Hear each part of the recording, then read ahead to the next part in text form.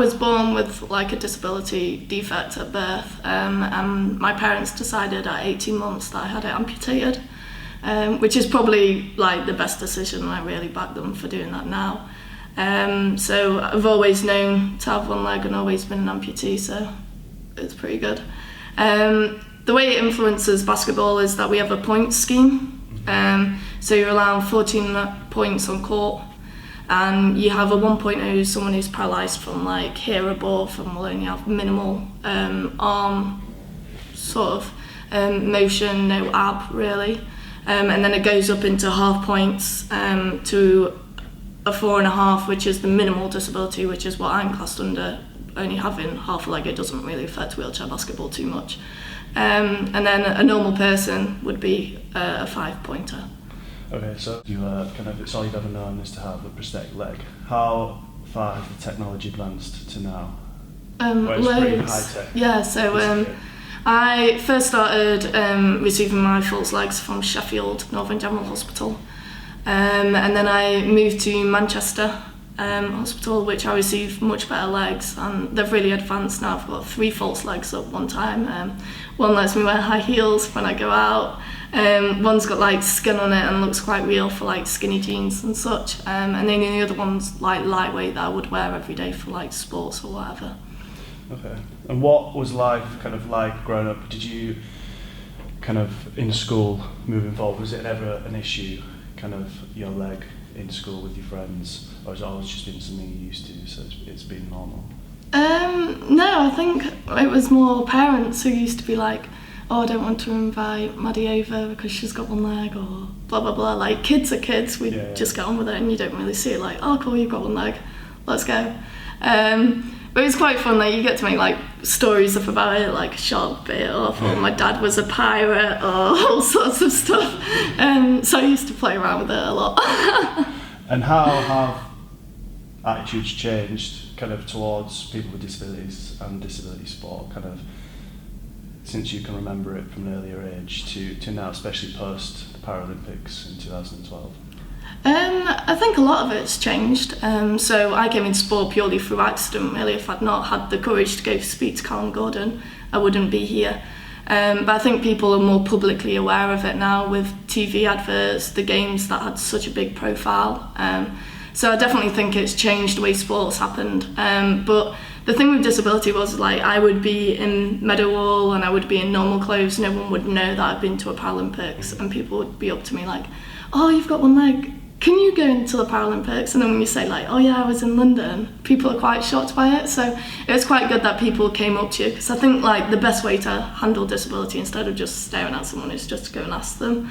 Because like everyone notices when you stare, but if you just go up and like, oh, how did you lose your leg? Like, most people are so happy to talk about it that they don't really mind. Yeah, and so obviously 1 year on from the Olympics, but kind of going back from that, how did you progress from sort of Sheffield to kind of prominent member of the women's team, international GB team as it stands now? What was that development pathway like?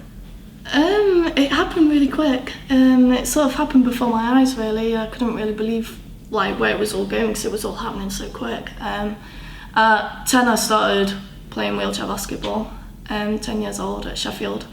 I then went to the juniors and played in a EuroLeague final, like a sort of junior division. And there I got most valued player, which I received Andy Blake's Paralympic top from Sydney, and it was all signed. And I went home and I said to my dad, I want one of these. I want an Olympic top. I want a Paralympic top. This is what I want. And then 3 weeks later, I got a phone call off Haj Bahani, who was the GB juniors coach at the time, and he said like, "Oh, you've been scouted. You've been invited to this camp." And it sort of happened from there. I spent a year in the GB juniors before moving up to the seniors, and was the youngest senior at 14 and played at Paralympics at 17. So happened really quick. So obviously we'll come to the Olympics in a minute, but apart from the Olympics, what other key events have stood out for you along the way? I think my favourite was the Paralympic World Cup in 14, where it was my first ever tournament for the seniors. And I always remember having this nightmare before before we went out on court, and I remember being so nervous when they pulled back the curtains and was like scanning the crowds like, oh no, it's okay, it's so different, it's not your dream, it's fine. And I think that like really stood out in my mind. Like I had a lot of fun, I made a lot of new friends in the squad, so it's definitely moved up now. Like you're now doing it because like I want a medal and I want to be one of the best, where before it was just enjoying it and being so inspired by the people that I was surrounded by, that they was Olympians at the time, so it was great. So if we move to the Olympics, kind of how did you find out that you were A, going to be involved in it, and B, what was the kind of process beforehand, the months and weeks and days beforehand like for you? So I found out at the Paralympic World Cup at 17. It was a few months before the Olympics games started, and you all went into a room and then you was told, so like you was all in one room, you then was called out, you went into another room and then you had to leave straight away, so we couldn't work out the people that was left in that room who was selected and who wasn't, by like smiles or crying. And I got there and I couldn't drive, so I got through and then waited on the other side, and I was like trying to keep this neutral face with this biggest grin behind. And I was sat in this room and there was the panel there, so like all the GB coaching, selecting staff, and then the board. And I sat there and I was like really nervous, like, oh.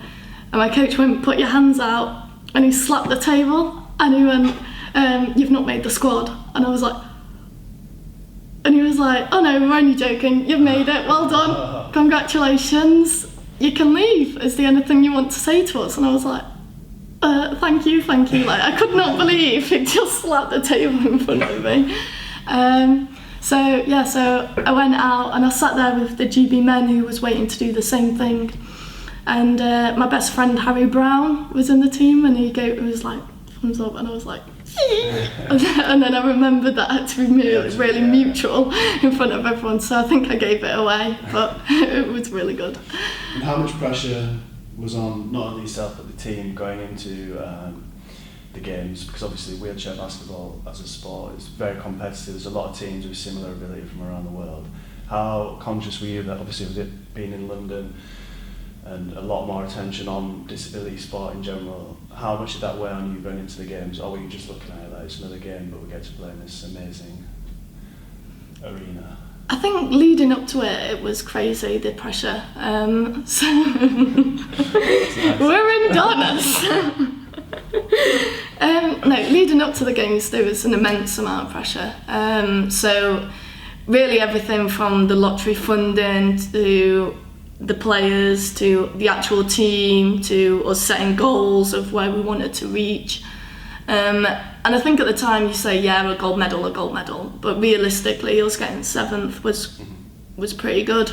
We could have done better, and I personally think that we could have done better, but I think it's still not bad to say that after Beijing we cut so many of the players out and we fetched in this new team that was a real gamble for us, so, but it proved out pretty well and we managed to move a spot up. So. And in terms of the attention, maybe on the court and off the court, did you notice an increase in interest from various media outlets and just the public in general as a result of the Paralympic Games in London? Yeah, definitely. So the media was crazy, and we have a media instigator, and she sort of manipulated who we wanted and who had access to see us. So that was really good because we didn't get too much off us. But I think it was quite fun at times, like you got to mess around with Channel 4 and it was pretty fun, like a lot of it was quite good. I did have a terrible action with one of the media people who said, so do you have a boyfriend? I went, no, and he went, is that because you're disabled? And I was like, no, that's so rude. But yeah, so apart from that, it was all great fun. No. I better scribble off that question. So looking forward to Rio in 2016. You're obviously based at Worcester Arena now, the women's team. How much has that helped getting everyone together in the same place? Oh, it's been amazing. it's one of those things where we talked about it for so long and now it's actually happening, and we have Paul Davies massively to thank for this. But a lot of it has just been great. We managed to train together as a team so much more, and we managed to challenge each other and really put each other at 100%. So I definitely think it's been amazing, and I've moved and lived here now in Worcester, and it's a nice area compared to the Peak District where I'm surrounded by sheep. So yeah, it's been a lovely place to move to, and I've really enjoyed it. How do you feel about the lack of northern presence in Worcester? It's not many northerns here. Yeah, let's get a few more of us. Hopefully someone will be able to understand me. Yeah, I might have to add subtitles. So we've talked about the arena itself, kind of in the design of the arena it was supposed to be built with an all-access purpose. How are these facilities compared to kind of others around the country? Oh, it's by far the best in the country, and probably one of the best I've ever seen in the world, to be honest. The amount of disabled toilets is incredible, and I think that'll be really helpful for when we have our Europeans here in 2015. Which is a big part of it, having the 3 basketball courts and the Wolves BBL court, which is just currently just a basketball layout. I think that really helps. But the floor's perfect. We've got Shelby baskets. There's not much more we could ask for as a venue. And talking of, obviously, moving forward to Rio, how confident are you with this current crop of women that we've got in the team, that moving forward we could challenge, perhaps even medal at Rio 2016? Oh, definitely. I think we definitely want a bronze medal. Our goal is to get to the semi-finals and see what happens there, as our coach says. But yeah, I definitely think if a bronze medal is realistic for this team. I think 2020 a gold, but some people on our team might say different and head for that gold straight away. So absolutely. And you've kind of been away as a squad to Alabama recently. You hold various camps throughout the year here at Worcester. Can you just go into a bit of detail about what goes on in those camps and how effective they are in the development of the team? Okay, so a camp is a week of really intense training. So we get all of us together. It's compulsory, you can't sort of option out, which we can at the minute about our venue camps. But basically it's getting up at 7 o'clock, being here, and training, doing an hour and a half shooting session. And that's where we really learn the fundamentals and go back to our technique on our shooting. And then we do 3 or 4 training camps throughout the day, so like 3 or 4 sessions. And there we'll learn various things. So at the minute we're learning a play called Bird. So we have the fun of shouting Bird, it's great. We have a coach to blame for that name. And outside of kind of the camps, etc., what is the kind of day-to-day life of an elite athlete at this level? I mean, what do you get up to? How much free time do you have? Because obviously for many people, I would assume you'd be at the gym or training, putting up shots, but what do you get up to outside? Yeah, so I tried to do an individual shooting session, and we're getting a shooting gun moved down here, so that'll be really good. You can get like 3,000 shots up in about 2 hours, so that's going to be incredible. But I think a lot of it is gym and prehab. At the minute I'm struggling with a minor injury, so a lot of it is doing prehab in my room. But other than that, it's just having fun and trying to stay a normal 18-year-old and keep your head down a bit of it. So everyone wants normal friends, I guess, so a lot of it would be for that. But yeah, I think more I struggled with the Olympics when I had my education as well as basketball. That was quite crazy trying to handle both of them, and I get asked a lot about how did you handle the pressure of both, and really the answer is you're not going to be Tom Daley who gets perfect. So that was pretty a difficult challenge, but I think now that I've taken a year out of education, it's helped a lot to focus on basketball. And are you going to dive back into education next year? Yeah, straight away. As of tonight, I'm accepting my offer for Worcester University to do sports coaching and physical education. So exclusive. There we go.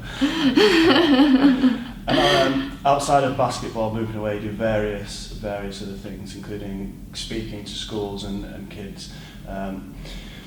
Who are your role models, kind of moving up as you were coming into the sport? Who did you look up to, and how do you kind of see yourself now to these kids that you speak to in the various different schools that you visit? My biggest role model leading up in wheelchair basketball was Maddie Thompson, who was well known as the crazy guy that was on the BBC adverts, and he was really lovely to speak to actually. But from about 10 years old, I always used to go up with him like, oh, can I have your autograph? Can I have your autograph? And when I passed the Paralympics, we played a game against him at Titans, and I went, oh, can I have your autograph? And he was like, Maddie, shut up, like, come on, what are you doing? So it's quite good, and we're quite good friends now. But I would say, like, I sort of forget sometimes that I'm a bit of a role model, like how the youngsters saw me as like what I did, Adi Adepatan. So I think a lot of it is just, my biggest thing was to let sport inspire someone like it did me. So if I could do that just to one person, because it changed my life so much, and I would like to think that my life's improved massively through sport. So if I could just do that to one of the children that I speak to at the primary schools, then I think that'd be a great goal. And what opportunities are out there for people who want to play wheelchair basketball of any sort of ability? What's the current setup? Because obviously there's the National League and the Women's League. So can you just talk about kind of the difference between the two, and basically how someone, if someone sees this interview and they've got a desire to play wheelchair basketball or the Solar Paralympics, what's the best route to go down? I think the best route is probably just to get onto the internet, and if you type in BWB into Google, there's a website for Great Britain Wheelchair Basketball. And if you go on that, you can type in your area, say how far you want to travel, and it comes up with a basketball club. And I think that's probably one of the best things to do if you really enjoy it, because you can be really bad at basketball, you don't have to be good. When I first started, I couldn't hit a basket in this 10-foot net with a size 7 ball for 2 years. And everyone said to my parents, like, oh, she's got such a good talent, she's really going to be good at basketball. And I was like, yeah, they just say that to everyone, Dad. Like, come on, disabled and sport, they don't really go together. But I think the Paralympics really proved that to be different, and that they do go really well together. So yeah, I would just say probably get onto the internet if you see this interview and you want to try wheelchair basketball. Google wheelchair basketball. Yeah, the local club is. Obviously you've enjoyed, all the teams enjoyed Sheffield a really good season this year domestically. You won Division 1, is that right? Yeah. Did you secure the title this weekend, or had you won it previously? We'd previously secured it at the last games that we played, so we won Division 1 for the Women's League. So that was a great experience, and I didn't really realise we'd won it until I found a message on my Facebook saying congratulations, you've won. So I think it was really good, and it's great to see how competitive women have got into wheelchair basketball. At the start there was very few of us. I played on a team where there was myself and one other, so it's really good to see now that at Sheffield especially we have so many females that attend the sport. So absolutely. And how important are kind of the CVL days for women? Obviously there was one here at University Arena over the weekend, and it was 6-8 teams participating, obviously advertised by the arena. How important is that for the women's game to play in such high profile kind of arenas such as this one? I think we're really lucky to have the Worcester Arena support us, and the Jessie Booth Wildcats and Sheffield EIS. There's quite a few. Right. And finally, how are you enjoying writing your blog, weekly blog on TUB? I love writing my weekly blog. I think it's the first time I've really allowed people to have an insight into what it's like being an athlete, and especially into my life. So yeah, it's really good, and I look forward to seeing people's views on it. Yeah, what have people said to you about it so far? Because obviously it's really popular with the viewers who read the blog. But have you had any comments about anything you've written about someone, or an event that someone's come back to you and said something? Yeah, I think the biggest one was the free throw competition with my coach. Quite a lot of people have mentioned that, and I think it was quite fun actually to put that in there, because when he read it himself he was like, Maddie. So no, I think it was quite good, and I look forward to a lot of people direct message me on Twitter about it, so it's quite good to see people's responses about it. And talking to her, where can people follow you and find you? So on my Twitter it's at M4DDIE, and it's the verified one with the blue tick. You have to add that in there. And then my Facebook's Maddie Thompson, but I don't know if there's going to be quite a lot of us. I'll have to bully my parents by giving me a common name.